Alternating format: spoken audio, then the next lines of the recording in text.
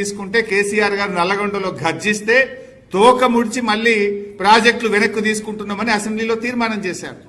నాడు కేసీఆర్ గారు first apex council meeting లో ఏం చెప్పారు? KWD2 అవార్డు అయ్యేదాకా KRMB జ్యూరిడిక్షన్ ఫైనలైజ్ చెయ్యొద్దు అని అంత స్పష్టంగా చెప్పింది. ఈ ఎజెండా 2 చదివిండు, చక్కగా మళ్ళీ ఏడికి పోయిండు? For the existing ongoing and propose. Agenda point number 1 లో ఫస్ట్ పారాగ్రాఫ్ చదవలే, డైరెక్ట్ సెకండ్ పారాగ్రాఫ్ చదివిండు.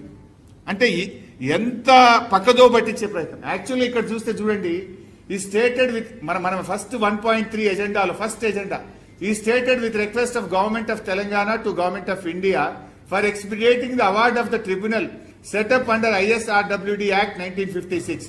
He expressed anguish that despite lapse of 2 years and 4 months, no award has been issued, which has resulted in loss of valuable time to provide water resources and forced government of Telangana to knock the doors of Supreme Court to redress their grievance.